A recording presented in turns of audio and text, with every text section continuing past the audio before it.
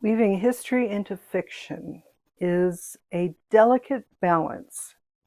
Today I'm going to start talking about Battleborn Bride in more detail, but this is what you might say is the 10,000 foot view, where I talk a little bit about where I got the idea and what resources I've used to craft the story. So Battleborn Bride is my historical fiction that will be coming out in October of 2026 in time for Nevada Day. And the reason I wanted to write this book is because I was working at the Nevada State Archives as an archivist eventually. I started out as an administrative assistant, but I got to know the available resources at the archives pretty well during my 17 and a half years there. And part of my one of my duties over that time was to digitize the original Nevada State Constitution from 1864. And I became fascinated with the Constitution and with the series of events leading up to the creation of it and the statehood of Nevada in 1864. So my impetus for the story was that I wanted to talk more about the creation of the state of Nevada as it related to larger events such as the Civil War. So Battleborn Bride actually starts in Kansas, and the inciting event is the raid on Lawrence, Kansas in 1863. So my main character, Sarah Jane Avery, and her family live in Lawrence, Kansas. Sarah Jane and her family are fictional. The raid on Lawrence, Kansas was real. Quantrill's raid was a historic event that happened during 1863, and it was a very difficult series of events for the people who were on the ground, who were living in Lawrence at that time. Now, part of the reason that I decided to set the beginning of the story in Lawrence, Kansas is that my archives manager, Cynthia Laframboise, who actually read Battleborn Bride, and I appreciate her help with that. I wanted her to give me her impressions on whether or not my the way I portrayed Lawrence, Kansas was accurate. And I did get a thumbs up from her, so I do appreciate that. But having Cynthia come from Kansas and talking to Cynthia about the history of Kansas kind of led me in that direction, because Nevadans came from all over. There are not a lot of native Nevadans, even today.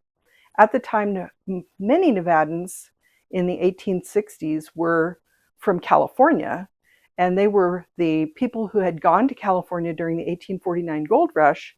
And then once the gold played out, they came to Nevada for the Comstock lode, the silver in Virginia City and the Virginia Range. So a lot of people who had been living in California came to Nevada, started setting up communities. Some of the earliest communities, Genoa, Nevada, for example, was set up by Mormon settlers.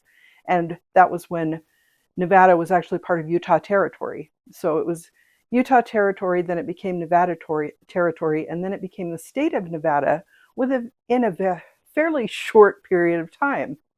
And the history of Utah Territory leading into Nevada Territory, a lot of documentation is available on that at the Nevada State Archives. So I was surrounded by that history as I was working there.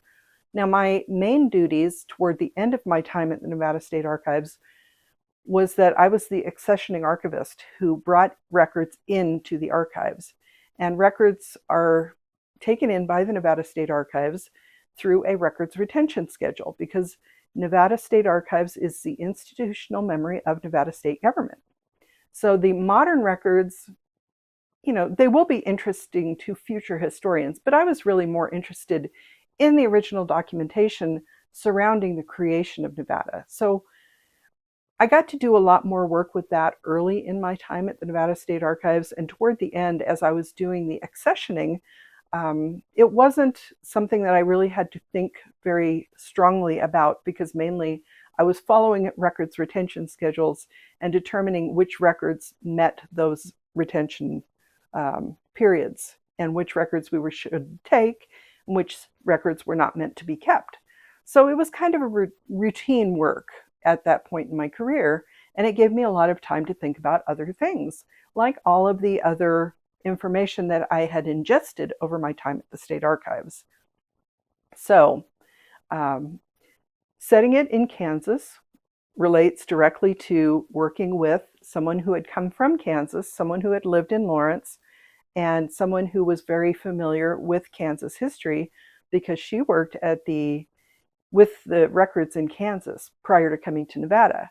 So I really appreciated her, and I wanted to kind of acknowledge her presence in my life by giving a little bit of a nod to her with the starting point of this book. And I also found Quantrill's Raid to be a fascinating point of history to learn more about. So I did a little bit of research in online sources relating to Kansas, the Kansas Historical Society, for example, using some of their primary source material. There were some firsthand accounts published that I read when determining how to write my first chapter of Battleborn Bride. So that comes from a place where I was setting my main characters, Sarah Jane Avery and her family, in a real life situation, even though they were fictional characters. And I was trying to be as true to the history of the time as possible while using people who did not exist, only in my imagination, and trying to have them react to what was happening around them. So after Quantrill's raid, many people left Lawrence, Kansas and dispersed.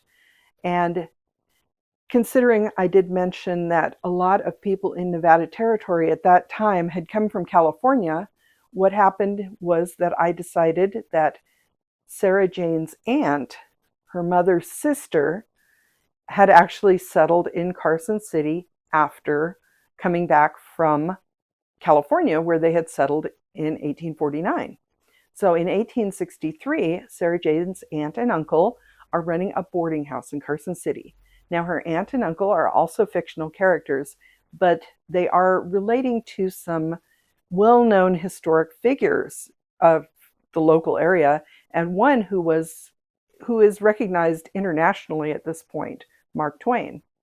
And as I'm preparing the back matter for my book, I decided to start doing some sketches.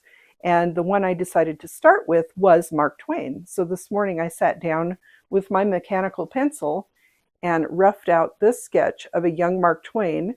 This is actually based on a historic photograph of Mark Twain in 1864.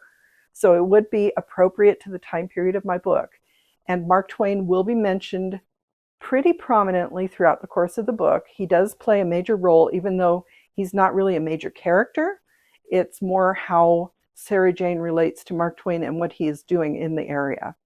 And finding that information, I did things like, I have a copy of Roughing It, where he talks about coming to Nevada Territory with his brother Orion.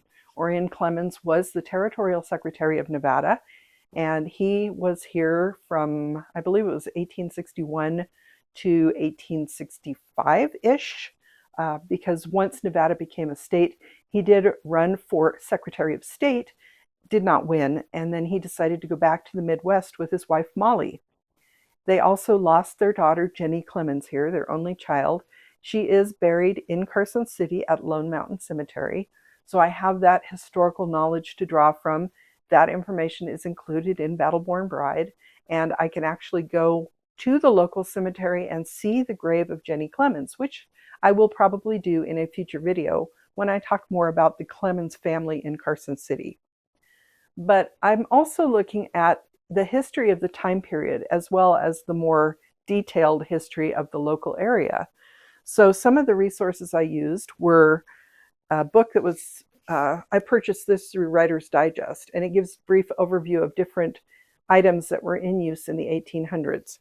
And I had to be careful to choose items that were appropriate for the time period, things that maybe, they wouldn't have been in use prior to the late 1800s, I couldn't include those. I had to be careful about the cutoff of which items I included. So things like the stove that's in use in the kitchen in the boarding house, and the types of clothing that the characters would have worn. I do have another resource. It's a Harper's Bazaar guide, but this one doesn't start until 1867. So that is not appropriate for my time period because styles did change pretty quickly throughout the 1800s. I also relied on a book called The History of Nevada, 1881, which gives me background as to who was in Carson City at the time, where they would have lived. I have, 1881 obviously is later than the time period of my book, but this book does provide information on people who were in Nevada in the 1860s. So I could rely on this for as a way to look for further information on the characters for my book. I also included at least one character from a census. There was a Nevada Territory census that was taken at about that time period, and I chose to include a character who said he was a single gentleman, he was in Carson City, he had an interesting name, and I don't really know much more about him than that. So he was a real person, but everything that happens to him in this book is all my, basically my imagination about what might have happened to him while he was in the area. I don't know really what his political leanings were. I don't know for sure what he did for a living. I don't know whether he quickly moved on to other places, whether he ever had a family. I don't know anything about that. But I chose to make him a prominent character in my book because I needed a character name, and I might actually do a little bit more research to find out what happened to him after he left Nevada, but that won't be included in this book. He is one of the few real-life characters that I included that I knew almost nothing about, aside from his name and his age. And I got that from the Nevada Territory Census. So I used many primary source materials in creating the historical elements that are the framework of the story of Battleborn Bride.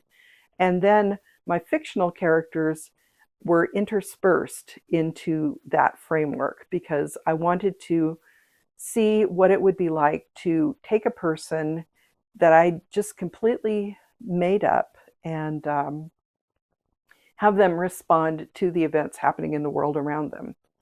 And I've always had a penchant for wondering about historic events. For example, the influenza epidemic of the early 20th century. My husband's grandmother lived through that, and she was very young at the time, but she had some vague memories of that happening in her life. And I always wondered, based on what few details she could remember, what it really would be like to live through a situation like that, which I found out was not fun when we had our pandemic several years ago. Living through such a major historic event is not fun. So as I was writing Battleborn Bride, I was thinking about the influenza pandemic versus the COVID pandemic. There were a lot of similarities between those two pandemics. For example, masking. People during the influenza pandemic did wear masks. Some people chose not to. A lot of people, unfortunately, did die from influenza, just as people did from COVID. It was a very terrifying time. It was a time when we didn't know much about either illness, either the influenza outbreak of the early 20th century or the COVID pandemic of just a few years ago. We didn't really know where these illnesses were coming from. Influenza obviously was spreading during World War I. So there were a lot of people in close proximity in places where influenza was spreading. The COVID pandemic, we quickly learned, was something that had emerged by people were traveling widely and spreading the illnesses that way. So they had a lot of similarities in common. The people during World War I would have been traveling overseas, and the people in the 21st century, we routinely travel all over the place these days. And that kind of led to the quick spread of these illnesses. So even though they were two very different time periods, the early 20th century versus the early 21st century, there were a lot of commonalities.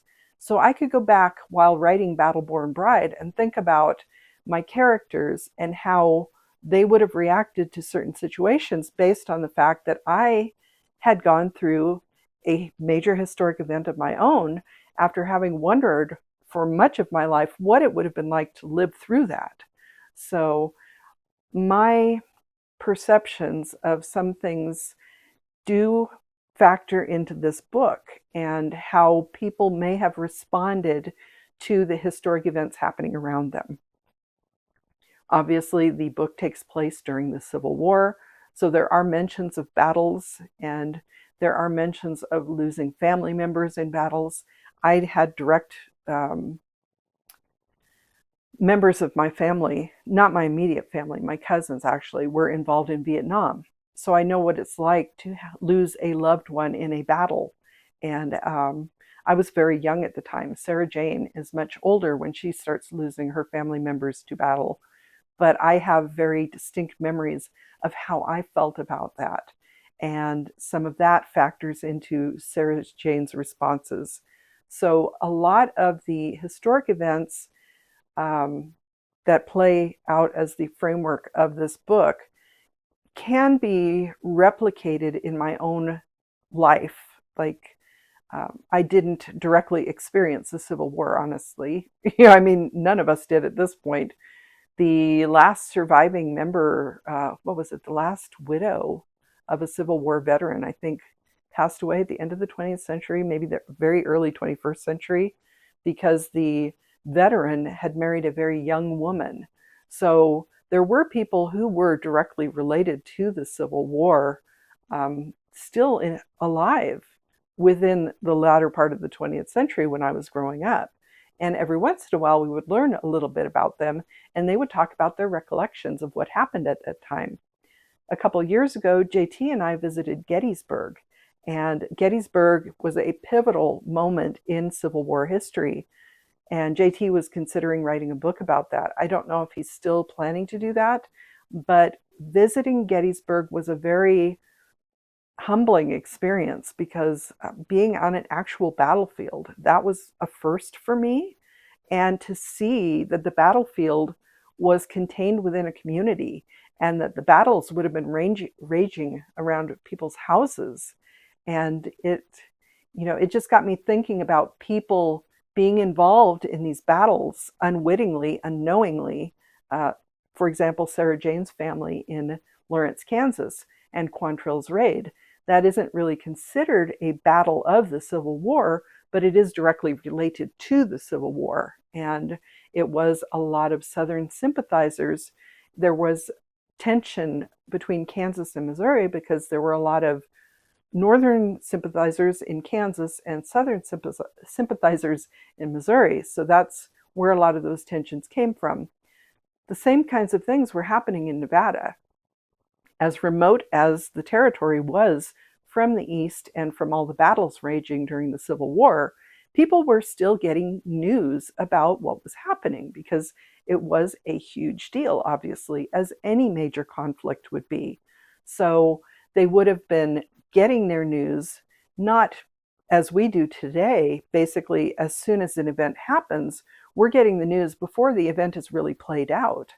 But during those days, their news would have been published in a newspaper that would have been sent to the territory, or their news would have been sent to the territory and published in a local newspaper. And it would take them many days to get that news. But they were still very involved in what was going on back east because it would have an effect on their lives at some point. And people who lived in the territory may have had people involved in the Civil War. They may have had family members living in areas where Civil War battles were raging. So all of those historic events come together. They're churning around my fictional family in this book, especially my main character, Sarah Jane Avery, and finding the delicate balance between including those historic elements and my fictional ones was a challenge. But from what I've heard so far, people have enjoyed it. It's not too heavy on the history because I don't want to make it dry. Um, I hated history in high school because of all the dry textbooks and having to memorize dates and names and things like that.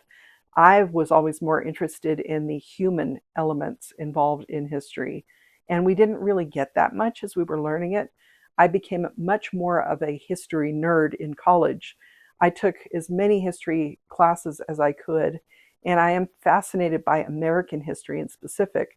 I do know a little bit about European history and ancient history and things like that, but really my specialty at this point in my life is Nevada history because I learned a lot about Nevada in getting my college degree here in the state.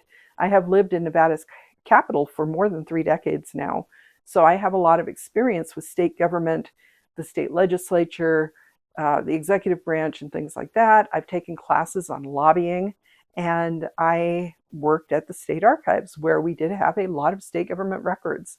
So I'm familiar with all of the modern elements of Nevada state government. And I was fascinated by how Nevada became a state because Nevada was fast tracked.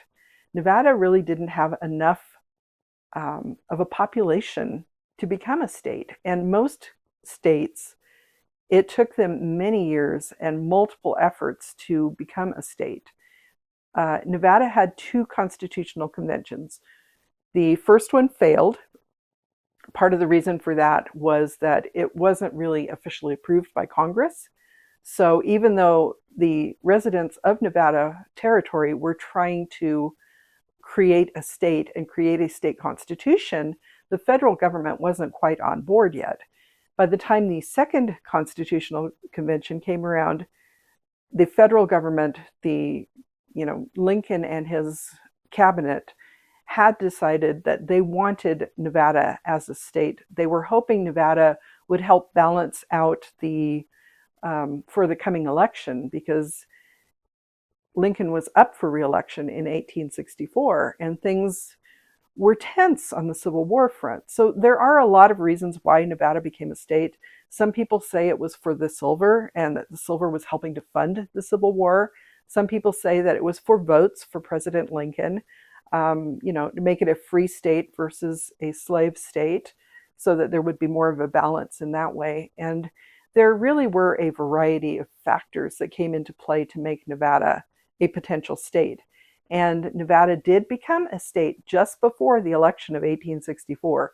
Nevada achieved statehood on October 31st, 1864. The election would have been held within the next couple of weeks. And we know that Lincoln was reelected. So whether or not Nevada played a hand in that, we don't know. But all of the elements that came into play for things to work out the way they did just fascinated me. And really, all of that started as I was dealing with the Nevada State Constitution, digitizing it and getting the duplicates on display, because at one point, the original state constitution was being displayed in a much more secure location than the display cases were moved to later on for various reasons. And my bond with that founding document of our state became very close because I was tasked with making sure the Constitution was safe as it was being digitized. I personally scanned it on an oversized Zeuchel scanner. I helped to make sure the digital images were clear enough to create printed copies that we could display. So the current Constitution that's on display, it's on the second floor of the Nevada State Library, just outside of the Nevada State Archives. Oh, excuse me. That is a document that I had a major hand in producing. And that made me feel very connected to Nevada, to the creation of Nevada. And, I'm getting a little choked up even thinking about it because it was just another task at my job.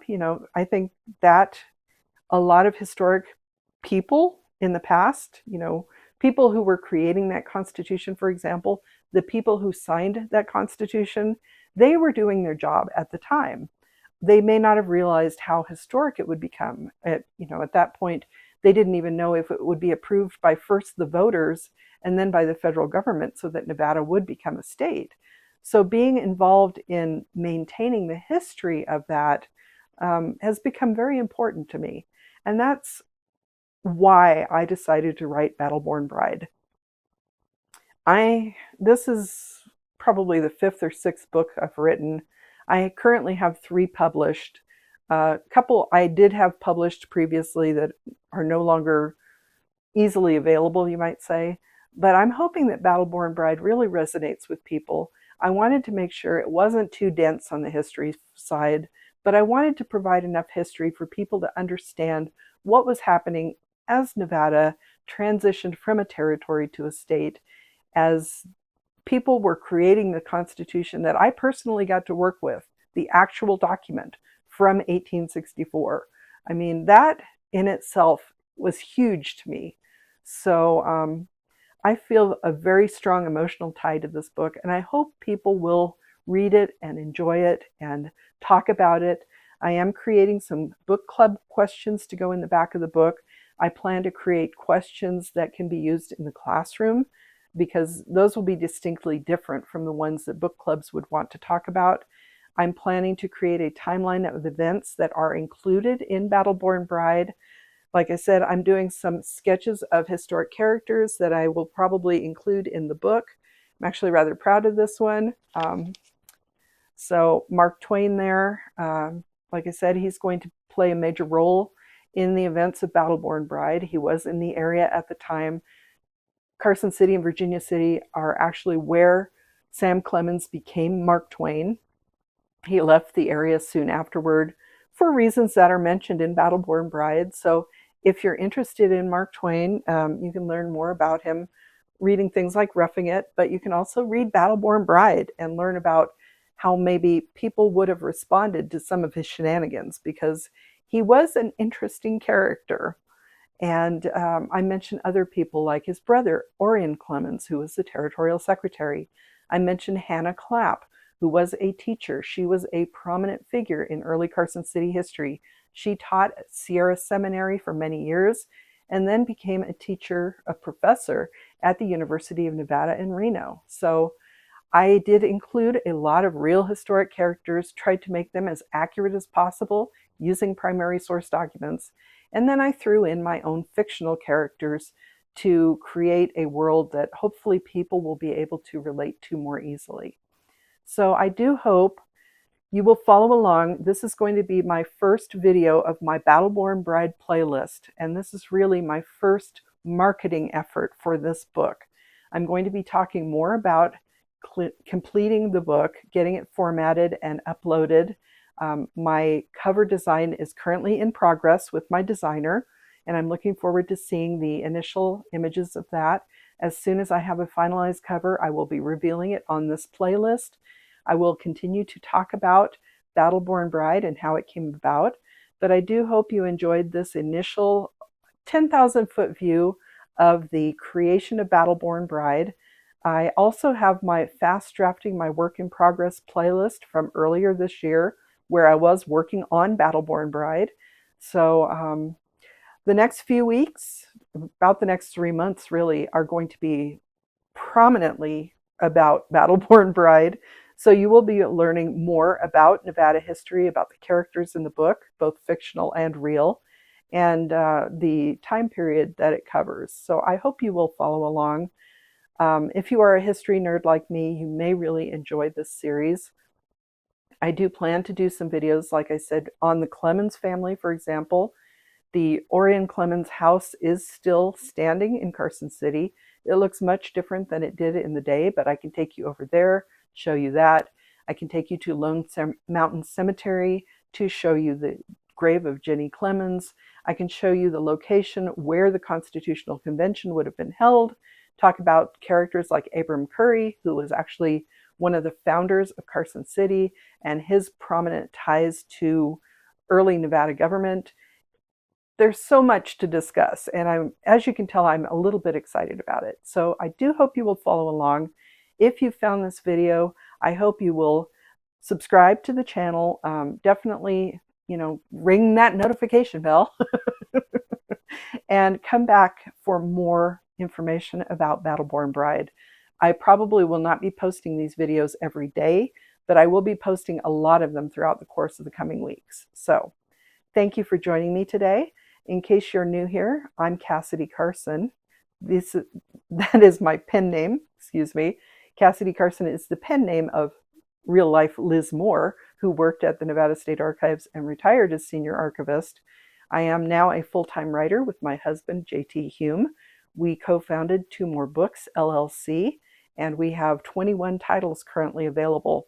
Battleborn Bride will be book number 22 in our inventory, and it will be our first foray into historical fiction. I'm currently also writing paranormal romance.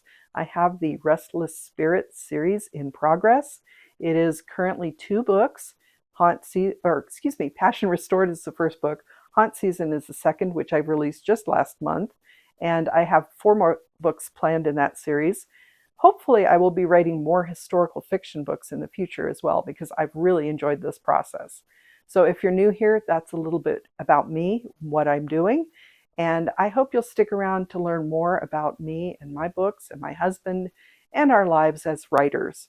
So again, thank you for joining me, and I'll talk to you again soon. I'm Cassidy Carson, and this is The Life of a Writer. Take care.